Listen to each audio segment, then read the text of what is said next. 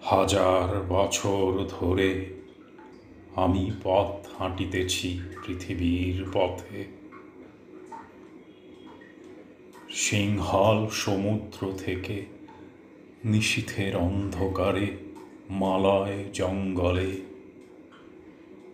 আমি ক্লান্ত প্রাণ এক, চারিদিকে জীবনের সমুদ্র সফেন। আমারে দুদণ্ড শান্তি দিয়েছিল নাটোরের বনলতা সেন।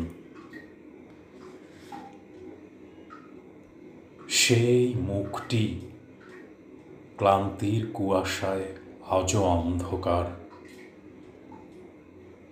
বহুদিন একা একা বহুদূর যাত্রা করে এসেছি, আমি তবু সে মুখ ভুলিনি। পাখির কিচিরমিচির, পাণ্ডুলিপির পাতায় ধুলো, ঘুমিয়ে পড়া বিকেলের আলোতে বসে থাকি। চুলগুলো অন্ধকারে জড়িয়ে ধরে এমন বনলতা সেনের মতো মুখ। সব পাখি ঘরে আসে,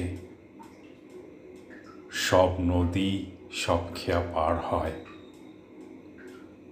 এই জীবনের সব লেনদেন শেষ করে থাকে শুধু অন্ধকার, মুখোমুখি বসিবার বনলতা সেন।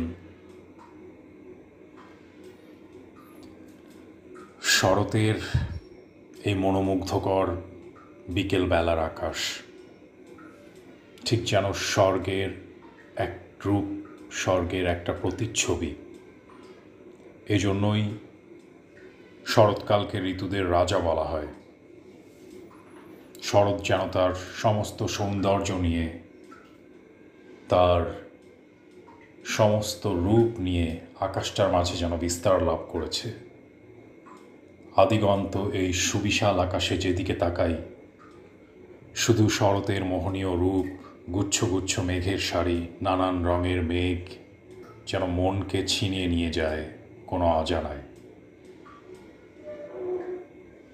আপনারা যেখানেই যেভাবেই থাকুন না কেন, শরতের এই বিকেলে যখনই খোলা আকাশের নিচে বের হয়ে আসবেন, আকাশের দিকে মুখ তুলে চেয়ে থাকবেন কিছুক্ষণ, দেখবেন নিজের অজান্তেই আপনার মনটা ভালো হয়ে গেছে, অদ্ভুত এক ভালো লাগায়। এটাই শরতের প্রকৃত রূপ।